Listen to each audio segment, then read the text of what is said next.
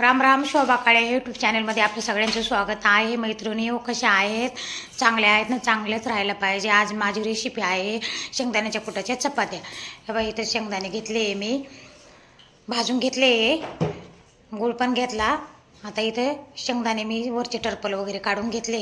इथं गुळाची भेली होती, ते बारीक तुकडे करून घेतले. गुळाचे असे तुकडे करून घ्यायचे. आता हे आपण मिक्स घेतलं करून सगळं. आता हे आपल्याला काढायचे, मिक्सरमधून काढायचे. असं मिक्सरमधून काढून घ्यायचे. बारीक गुळाचे ना बारीक बारीक तुकडे करायचे, जास्त मोठे नाही ठेवायचे. असे ना हे झालं, मिक्सरमधून काढून घेतले मी. असं मिक्सरमधून काढून घ्यायचं आणि अशा शेंगदाण्याच्या कुटाच्या चपात्या बनवून खायच्या. खूप छान लागत. आता थंडी गारट्याचं उलट चांगलं राहतं असं खाल्लेलं, पौष्टिक. आता ना मी पीठ मळून ठेवलं होतं अगोदरच. हे बघा, झालं आपलं शेंगदाण्याचं कूट तयार करून घेतलं मी. तूप घेतलं, तुमच्याकडं तुप असेल तर तूप घ्या, तेल असेल तर तेल घ्या, असं काही नाही आहे. आता आपल्याला बनवायचे आहे शेंगदाण्याच्या कुटाच्या चपात्या.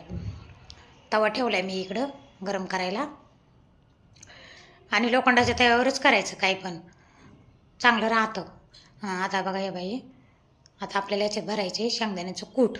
गूळ आणि शेंगदाण्याचं कूट आपण मिक्सरमधून काढून घेतलेलं. आता हे आपण भरलं पोळीमध्ये. पोळी लाटून घेतली, पोळी लाटून घ्यायची अशी, आणि असं करायचं.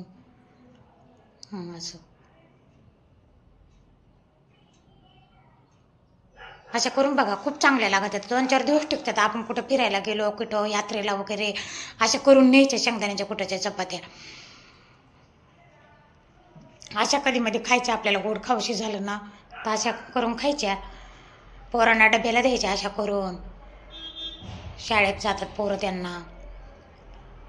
बघा, हे अशी नाही आता इकडं ना आपल्याला ना लाटून घ्यायची अशी छान पातळ. आता मी तूप लावलं. आता आपल्याला टाकायची चपाती. अशा करून बघा.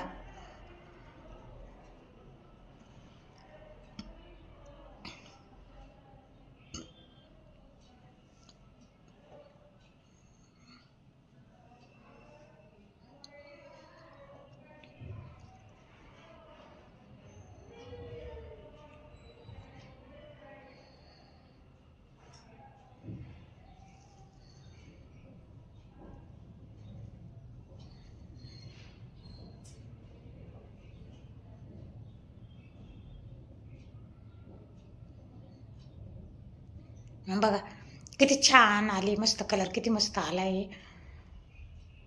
अशा करून बघायच्या, खायच्या शेंगदाण्याच्या कुटाच्या चपात्या. बघा अशा.